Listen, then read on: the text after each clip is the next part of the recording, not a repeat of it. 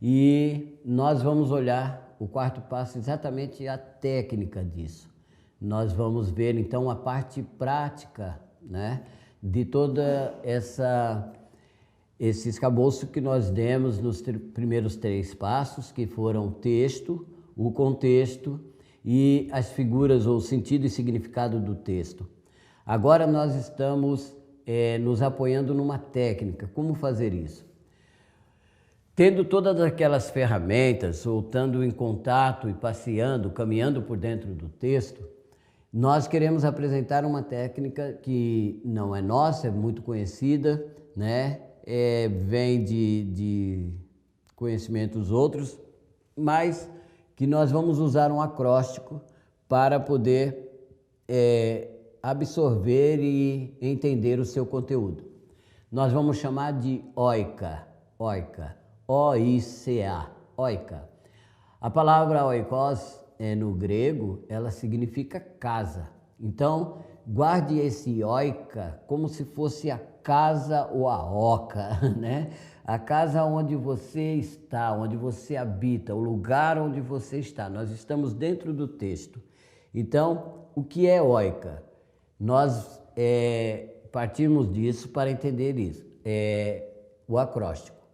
O acróstico oika é 4 palavrinhas que são 4 passos que você vai dar dentro do texto. A primeira é observação, O de observação, o I de interpretação, o C de correlação e o A de aplicação. Isso tem que ficar bem guardado com você. Oika é observação, interpretação, correlação e aplicação. Quando eu estou falando de observação, a pergunta é: o que diz o texto? O que diz o texto? Quando eu estou falando de interpretação, a pergunta é, esse segundo passo é: o que significa o texto? Então eu estou olhando aqui, né, e eu estou vendo o seguinte: o texto tem um assunto, o que diz o texto. Na observação eu estou descobrindo qual é o assunto do texto. Na interpretação eu vou olhar para entender o que ele está falando sobre esse assunto. Entende? Você pegou, lembra que lá atrás nós falamos sobre um espaço de pregação, um parágrafo de pregação, e nós explicamos essa ideia do parágrafo, dos negritos, a letra em negrito. Esse espaço que nós vamos trabalhar com ele agora, você está se movendo dentro dele. A observação, você está buscando, fazendo perguntas para o texto, para você entender o que está dizendo esse texto, o que esse texto diz, qual é o assunto desse texto.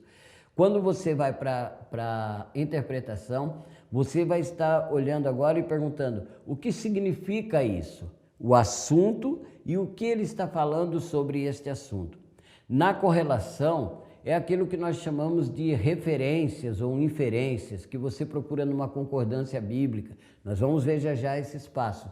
A correlação, então, é como o texto se relaciona com outros textos.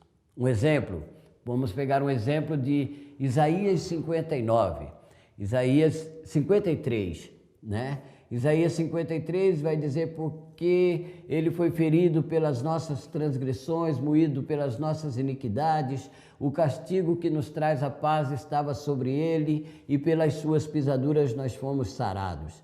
Você vai olhar esse texto e você vai perguntar para o texto: que enfermidades são essas?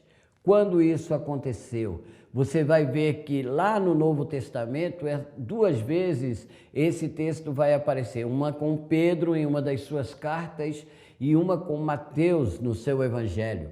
Então, você vai fazer essa correlação, essa ligação entre esses textos, respondendo a pergunta como esse texto que eu estou estudando se relaciona com outros textos. E, por fim, a aplicação, o A do oika. A aplicação é o que esse texto determina para mim ou para nós. Porque primeiro para mim, que estou estudando o texto. depois para nós, incluindo os seus ouvintes, aqueles que serão alcançados pela sua explanação, pela sua exposição. Vamos então para as perguntas de cada parte. Guarde bem isso: observação, interpretação, correlação e aplicação, né? Alguém trabalha só com oia, né? Ele tira a correlação. Mas vamos trabalhar com oica, porque nós nos valemos do texto bíblico e é muito interessante que você guarde essas correlações para o texto ficar bem amarradinho, bem preso e você ser sempre fiel ao texto que você está trabalhando. Então, trabalhemos então as perguntas de observação. Eu olho para o texto e pergunto. É muito interessante, lá na frente nós vamos pensar sobre isso, que você tenha a sua folha de anotação. A sua parte eu vou mandar depois no grupo para cada uma de vocês, para que vocês tenham todo um prospecto de como fazer essas anotações, o que são cada uma delas, e você trabalhe com essas anotações. Não sei se você vai fazer um arquivo, um documento, ou se você prefere o seu bloco de notas. Eu não sei se você vai trabalhar com a sua agenda, com o seu papel, não sei como que é, mas isso é necessário que você faça, essas anotações. O O, você está lendo o texto, marque um O, e esse O de observação. A observação é aquilo que você chegou e está olhando o ambiente. Pense num detetive. O detetive chegou ao lugar onde aconteceu alguma coisa, ele não vai tomando decisões e dizendo o que é, ou já aprendendo o primeiro que ele pegou na frente. Não, ele vai observar os detalhes, ele vai ver onde foi que foi agredido alguma coisa, se tem uma marca de sangue em algum lugar, ele vai ver aquele fio de cabelo, se tem algum significado dentro do contexto da obra, porque ele precisa observar cada detalhe para montar o acontecimento. Então você está com o texto observar esse trabalho do detetive. Você vai fazer pergunta: quem? Quem? Quais as pessoas? Quem aqui é pessoas. Quais as pessoas estão envolvidas no meu texto? Você vai pegar e colocar um O de observação, e marque as pessoas. Aqui está os fariseus, aqui estão os saduceus, nesse texto está um leproso e tal. Marque quem são as pessoas que aparecem ali. Pergunte também nesta observação o que, quais são as coisas que eu acho aqui, né? Como eu falei do detetive, o detetive vai achando uma mancha, o detetive acha um fio de cabelo. Tudo que achar ali é importante para a construção da cena. Você está observando. E esse O é interessante porque quando você for juntar tudo, você sabe, não, isso aqui é da minha observação, isso aqui é da minha interpretação, da minha aplicação, da minha correlação. Então, o O está te dizendo, essa aqui é a minha parte, é o que da minha observação. Quais são as pessoas aqui? Claro que quando você observa um texto e você vê um fariseu ali, você observa e vê assim, esse fariseu, qual é o movimento dele aqui dentro, né? Você está fazendo algumas ligações, esse fariseu falou isso, ou esse saduceu disse aquilo, ou então o leproso perguntou tal coisa. Você está fazendo as suas observações. Quando? Quando aqui é o tempo. Quando foi isso? Você vai ver muito nos evangelhos, e aquele dia era sábado, né? Aí você vai ver o porquê que isso apareceu aqui, né? Por que esse sábado foi marcado aqui? Você vai ver num texto muito lindo da mulher que vai derramar unguento sobre Jesus, né? E você vê um elemento tempo marcando ali, e aquilo dá todo sentido para o texto, quando Jesus disse assim, não molestem essa mulher, porque ela se antecipou. ungindo o meu corpo para a sepultura. Esse antecipou é o quando, é o tempo, porque você vê que depois as outras mulheres foram ao túmulo e não conseguiram ungir Jesus. Só aquela mulher que se antecipou ungiu Jesus. Isso aqui na aplicação vai dar uma coisa muito linda, mas você descobriu na observação. Então, marque isso, quando, tempo, né? Onde, os locais, onde isso aconteceu, o que área geográfica que cerca isso, era na casa de alguém, era no templo, onde isso está acontecendo.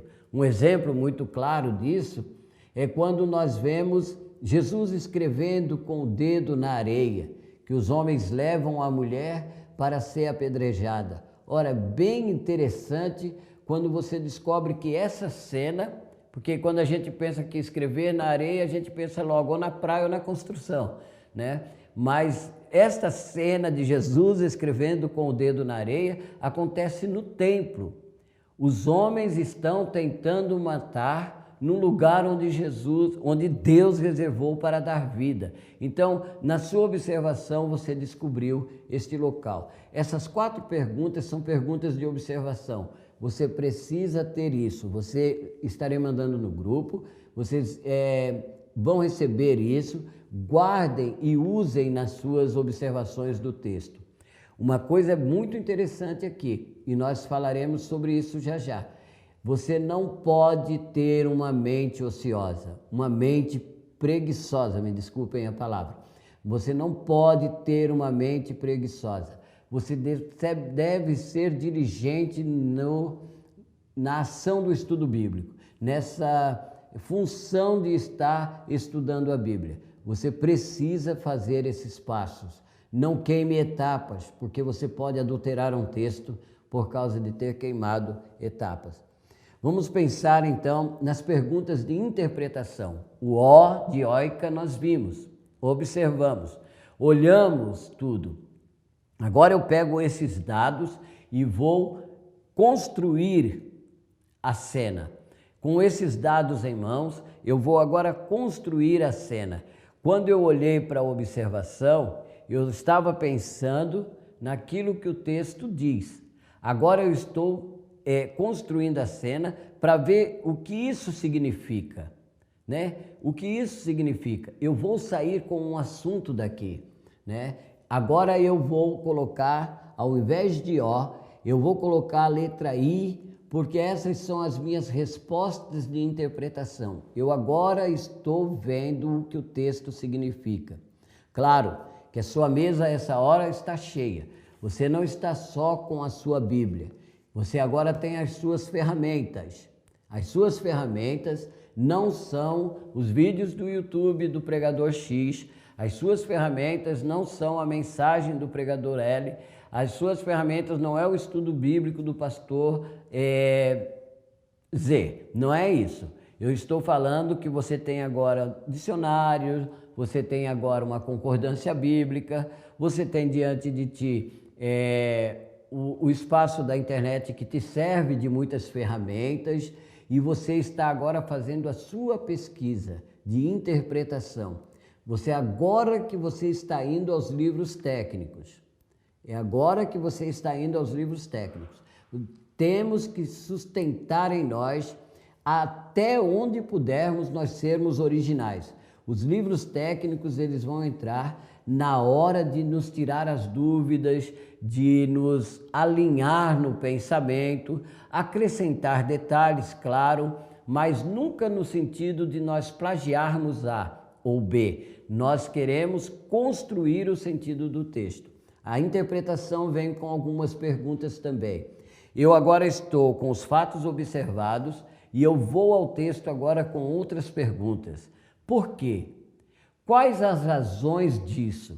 Eu falei de leproso, eu falei de fariseu, eu falei de alguma coisa e eu pergunto agora, por quê? Qual a razão do fariseu ter dito isso? Qual a razão de Jesus ter chegado aqui? Qual a razão de Paulo ter indagado desta forma? Eu estou agora construindo a situação, a cena, eu estou pondo os tijolos daquilo que eu observei, né? Eu tenho todas essas respostas de observação e agora eu estou buscando significados para essa cena toda. Por quê? Quais as razões? O quê? Qual o sentido disso? Qual o significado? Agora aqui vai entrar aquele detalhezinho. Isso é literal? Isso é figurado? Né? Aqui ele está tratando essa palavra de uma maneira literal ou ele está falando de uma maneira figurada? Será que Jesus está nos convidando ao canibalismo quando ele diz: quem não come da minha carne e nem bebe do meu sangue, como disse de outra vez, ou ao vampirismo, né? Será que é esse o convite de Jesus ou isso aqui é figurado? Então, eu estou procurando sentidos e significados para as palavras, as frases, ao conjunto do texto. Eu estou construindo o significado do texto. A terceira pergunta é: por quê? Qual a importância disso? Qual foi a importância no lá e então? Por que que isso aconteceu lá e então? O que que isso significa nesse acontecimento, dentro desse contexto? Nós vamos ter várias respostas disso. Nós podemos pegar os evangelhos e pensar sobre isso. E quando nós olhamos os evangelhos, por que Jesus, ao invés de falar para o cego, simplesmente seja curado, sai daqui vendo, volta para a tua casa, Jesus faz alguma coisa num sentido até esquisito. Ele põe barro na mão, ele cospe naquele barro e não bastasse essa coisa nojenta, ele ainda unta os olhos do cego com aquele barro, com aquela lama com cuspe. Coisa chata. No entanto, a gente pode perguntar por quê? Por que ele está fazendo isso? Tem alguma importância? Ele queria chamar atenção para ele? Não, só que ele dá uma ordem para o cego. Agora que você está melado, untado, elameado, né? Você vai até o tanque e se lava. Quando ele manda ele ir a Siloé e se lavar, ele está entendendo muito claramente que quem está no tanque de Siloé naquele momento são os sacerdotes que estão se preparando para a festa da purificação. Aqueles sacerdotes fazem parte do Sinédrio, que é quem afere onde o Messias está. E essas perguntas de aferição dos sacerdotes passam exatamente por alguns crivos, como você é o profeta, ou você, um dos sinais é que ele daria vista aos cegos de nascença, né? E você vê isso exposto em 4 do Evangelho de Lucas, no capítulo 4, e quando ele chega ao tanque que se lava e vê, eles reconhecem o menino cego e diz: você não era cego de nascença? Quem foi que fez isso? Eles não estão interessados no cego, eles estão interessados em quem fez isso, porque o Messias podia estar dentre os homens, porque o Messias daria vista aos cegos de nascença. Nesse sinal que chama atenção está a razão e a importância, porque Jesus unta os olhos do cego e não cura simplesmente como de Jericó, que ele diz: vê, a tua fé te salvou. Então você vai perguntar e procurar nas ferramentas auxiliares por quê e qual é a importância disso aqui dentro desse texto. O quê? Uma pergunta de interpretação interessante, porque faz ligação com a outra parte. O quê? Quais são as exigências que Jesus está fazendo aqui? Vê num outro exemplo do Evangelho, quando Jesus diz aos leprosos, os 10, ele diz: vai e se apresenta ao sacerdote. Né? Era uma prática, era uma exigência da lei, que os leprosos limpos, eles fossem se apresentar ao sacerdote. Só que aqueles leprosos ainda não estavam limpos. A Bíblia diz que eles indo ficaram limpos. Então vê que essa exigência de ir era para leprosos que já estavam limpos e iam para o sacerdote aferir a limpeza. Nesse fato dos leprosos irem, ainda sendo leprosos, está um objeto de fé. A exigência é da lei, mas a ação é da fé. Então nós vamos entender isso quando nós perguntamos por quê. Porque isso lá atrás lá na frente vai fazer muito sentido quando nós olharmos as perguntas de aplicação. O terceiro passo são as perguntas de correlação. As perguntas de correlação, de uma maneira muito básica, lá no manual que eu vos mandarei, aparece mais alguns detalhes, mas as perguntas de correlação, elas vêm com a pergunta básica: quais são os eventos ou experiências do Antigo ou do Novo Testamento que ilustram ou definem essa ideia? Quando você pega o texto de Gênesis, por exemplo, 3:15, né, da semente da mulher, você vai buscar lá na frente, no Novo Testamento, alguma ligação, se você vai fazer uma interpretação cristocêntrica daquele texto. Então, se você pega um texto de Hebreus, você vai buscar lá em Levítico alguma correlação. Sempre esta correlação. A Bíblia se interpreta primeiramente com a Bíblia. Essa regra é áurea, é básica, é alicerce. Então, você primeiro procura os significados, você primeiro procura os sentidos da palavra dentro do texto bíblico que ali está apresentado. Vamos para o quarto passo desta parte, que são exatamente as perguntas de aplicação. Eu observei, interpretei, eu vi as ligações que ela tem dentro do texto bíblico, que a minha proposta tem dentro do texto bíblico, e agora eu preciso ir para a aplicação. Por favor, nunca comecem a olhar um texto pela aplicação. É tentador. É tentador ir a um texto e já querer começar aplicando. É o ensino da nova hermenêutica.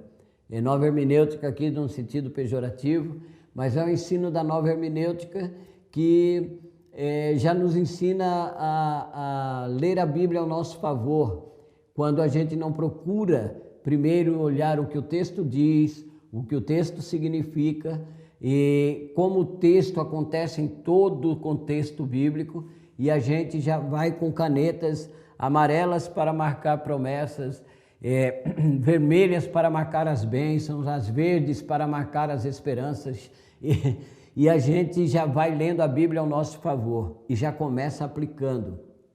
Não tome posse de nada que não é para você, né? Não vá para a Bíblia tomando posse de nada que não é para você, ou tomando uma atitude de aplicar aquilo que o texto não quer dizer. Não sei se é verdade, mas se conta de uma menina que ela, uma determinada vez, chegou diante de um rapaz que era muito belo, tinha uma aparência muito interessante, e ela chegou e pisou no seu pé e ficou pisando. E o rapaz, estranhando a sua atitude, disse: querida, você está pisando no meu pé e não está legal, está incomodando. E ela disse: não, mas eu li o texto bíblico hoje, que onde eu colocar a planta do meu pé, aquilo será meu, e eu estou tomando posse. Ela estava aplicando o texto de uma maneira equivocada. Talvez não seja verdade, mas talvez isso faça sentido no geral, no global. Isso faça sentido no que é mais interessante para nós sairmos tomando posse de texto que não nos diz respeito. Então, as perguntas de aplicação para o texto, depois de eu ver o seu sentido, o que ele diz, o que ele significa, ver como ele se relaciona com outros textos da Bíblia, eu agora vou perguntar: e como essa verdade funciona? Como isso funciona? Como isso é verdade na prática? Como isso acontece no chão da fábrica? Como isso vai acontecer na segunda-feira de manhã, né? Quando eu aplico? Qual é o momento ou qual é a circunstância ou situação que esta verdade pode entrar em ação, que eu vou fazer uso disso que eu estou aprendendo aqui? né? E isso também, como que eu aplico isso para o meu público? Como que eu vou exemplificar para ele? Olha, quando você estiver passando por tal situação, essa verdade é a ferramenta de Deus para a solução do seu problema. Quem está incluído e quem está excluído? Que é bem interessante, porque nós temos que olhar quem, porque às vezes a gente pega algumas promessas que são de Israel, não são nossas, né? Tem gente querendo comer a gordura da terra aí e por causa disso depois fica sofrendo com a dieta, mas esse negócio de comer gordura da terra foi lá para Israel e depois, claro, a teologia da prosperidade deu para a gente também e nós abraçamos. Mas quem está incluído? Quem está excluído disso, né? Por quê? Por que os ouvintes de hoje precisam disso? Essa é uma palavra que você vai, quando fez a sua observação, você viu ali o que esse texto está falando da vida, o que esse texto está falando das relações, o que esse texto está falando de Deus, da pecaminosidade humana. E agora quando você traz para a aplicação, você vai ter as respostas. Por que que hoje a gente precisa disso? Porque você está trazendo respostas para perguntas que estão sendo feitas, para necessidades que precisam ser atendidas. O que é a última pergunta, a quarta, que promessas podem ser reivindicadas agora? O que o texto está me prometendo que eu posso dizer, Senhor, eu quero isso porque está aqui no texto, né? Está aqui no texto. Do contrário, isso aí é pensamento positivo. Se você querer alguma coisa que está no texto, mas não te diz respeito, isso aí não é fé, isso é pensamento positivo, né? E às vezes a gente começa a orar por alguma coisa que Deus não quer nos dar. A aplicação ela tem que ser muito séria, até porque eu posso aplicar um texto de maneira equivocada, como eu estou falando, e Deus não vai dar uma coisa que Ele não prometeu, só porque eu entendi que era aquilo. Deus não vai me dar uma coisa que Ele não me prometeu, só porque eu entendi que era aquilo. E aí é quando Deus responde não. Que mandamento deve ser obedecido? Então entenda, nem sempre é uma coisa que eu vou ganhar. Às vezes é alguma coisa que eu tenho que fazer. Que mandamento deve ser obedecido? Ou seja, a última pergunta dentro desse contexto. Sobre o que eu devo orar? Porque todo texto estudado que não me põe de joelhos, ele pode não ter valido muito a pena. Tudo aquilo que não me quebranta, que não me coloca de joelhos, que não faz me chegar ao Senhor e dizer, Senhor, esta verdade me chamou a atenção e eu preciso de Ti, preciso ser preenchido com a Tua graça para atender isso. Sobre o que eu devo orar? Então, esses são os passos da aplicação. Eu tenho duas propostas e com isso eu concluo essa parte de hermenêutica do nosso estudo de mulher pregadora. Esta parte de hermenêutica. Depois vamos entrar então no grosso que é a homilética. A primeira proposta é que você tenha um oi caldeirão. Oi caldeirão de ideias. Esse caldeirão de ideias, você que tem muita experiência em fazer as suas sopas, sabe que a sopa ela vai muitos ingredientes e às vezes você aproveita muitas coisas que você já tinha ali na sua geladeira e que estavam sobrando por ali, você vai pondo no caldeirão. Quando eu digo oi caldeirão, eu estou falando daquilo que disse atrás de uma maneira meio superficial, você ter um arquivo no seu computador onde você abre esses documentos, você ter uma folha de anotações, mas que você tenha algo onde você saiba como procurar essas ideias. E jogue dentro desse arquivo, jogue dentro desse documento, jogue dentro desse caldeirão todas as suas ideias de observação, de interpretação, de correlação e de aplicação. Jogue ali tudo, porque você vai precisar disso quando você for montar a sua ideia central. Entenda, Aqui você não está fazendo um esboço homilético. Aqui você não está fazendo um esboço de pregação. Aqui não tem introdução, aqui não tem conclusão, aqui não tem ainda aplicações ou ilustrações que você vai usar numa exposição bíblica, num estudo bíblico, numa pregação.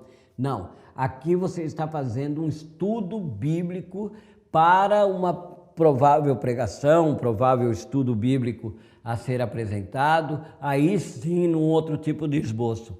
Aqui você está formando um documento com as suas ideias, os seus pensamentos, as suas reflexões, aquilo que você observou, você absorveu nas suas observações, interpretações, nas suas correlações e nas aplicações que saíram dali.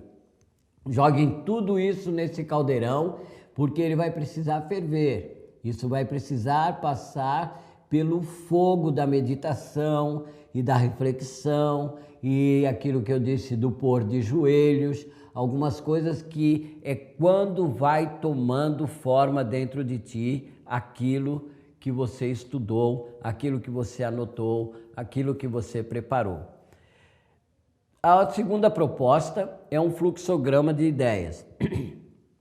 Se a primeira tinha um nome meio vazio, essa está meio denso, porém é fácil de entender. Existem vários tipos de fluxogramas para se chegar a um esboço, um esqueleto, né, a uma estrutura de um estudo bíblico. Existem uns que são mais complexos, outros que são para quem domina a língua original do texto, outros são para quem não domina. Porém, eu pensei num bem simples aqui, num bem simples, para que você faça o seu fluxograma de ideias. Depois de ter interpretado, observado, você já consegue responder para você mesmo o que o texto diz, o que o texto significa, você já consegue saber onde ele aparece, onde essa ideia aparece em outros textos bíblicos, e você consegue entender também como aplicar isso. Vamos supor que o texto que você escolheu, ele seja em algum dos livros da Bíblia, num capítulo qualquer, dos versículos 35 a 40. Foi aqui o que eu coloquei. Então você vai numa folha de caderno ou num documento ou qualquer coisa, você pega cada versículo de 35 a 40, no caso que eu pus aqui, suponhamos que o seu seja do 1 ao 10, ou então do 12 ao 15, né? Um exemplo. Mas você vai pegar e você vai marcar 35, 36, ou no seu caso 14, 15, 16, marque o número dos versículos, né? E à frente de cada número, você resuma esse versículo com uma única ideia, com uma única frase. Com uma única frase. Você vai dizer para mim, Joel, isso é muito difícil. Se você não começar a fazer, é difícil mesmo, né?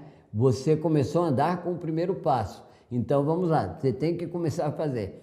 35, uma ideia. 36, uma ideia. Uma frase para cada versículo. Então você vai ter aqui de 35 a 40, uma frase para cada versículo. Mas suponhamos que do 35 ao 37 seja um parágrafo.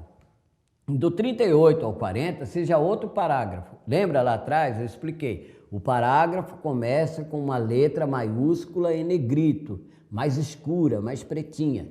Então, você... mais pretinha. Você vai pegar esta ideia e você vai separar, então, os parágrafos. Veja nessa pequena chave ali, que ela divide de 35 a 37 um parágrafo, de 38 a 40 um parágrafo. Eu já pus para cada versículo uma frase, né? Então você exercite a mente, a inteligência, peça graça a Deus e você vai resumir essas três frases, 35, 36 e 37, em uma única ideia. Entende? Está aqui na frente. Uma única ideia para 3 versículos. Da mesma maneira embaixo, uma única ideia para os 3 últimos versículos. Então, o que aconteceu? Você tem uma ideia-chave de cada parágrafo, né? Você teve uma ideia-chave de cada versículo, você tem uma ideia-chave de cada parágrafo. Agora, para concluir isso, você pega essas duas ideias-chaves e conclui numa única ideia, numa única frase. Veja só de trás para frente. Você tem aqui, nesta única frase, o assunto do texto. Você tem nessas duas frases as divisões do texto, as grandes divisões do texto, e você tem aqui nessas pequenas frases, você tem as partes de cada divisão. Então, o que você fez aqui? Você fez a estrutura do seu estudo bíblico, do seu esboço homilético, do seu esboço hermenêutico. Aqui está a estrutura do seu estudo bíblico. Tentação. A tentação é sair daqui já para pregar essa aqui. Isso aqui não é um esboço homilético, isso é outra coisa para se ver ainda. Isso aqui é o resultado do seu estudo bíblico. Com isso, nós concluímos essa primeira parte, que se chama, essa segunda parte, vimos Introdução à Teologia, agora nós concluímos a introdução à hermenêutica bíblica, e nessa introdução vimos como se chega num texto, como se interpreta esse texto, até criar um fluxograma para esse texto, a estrutura desse nosso esboço, desse nosso estudo bíblico. Tendo isso em mãos, guardando esse texto, nós então vamos entrar para frente para pensar, a partir das próximas aulas, sobre como estruturar essas ideias todas num esboço homilético, como preparar esse esboço homilético e como apresentar isso no ato da pregação. Assim sendo, nós concluímos essa parte, agradecidos a Deus e a atenção de cada um de vocês, em nome de Jesus. Amém.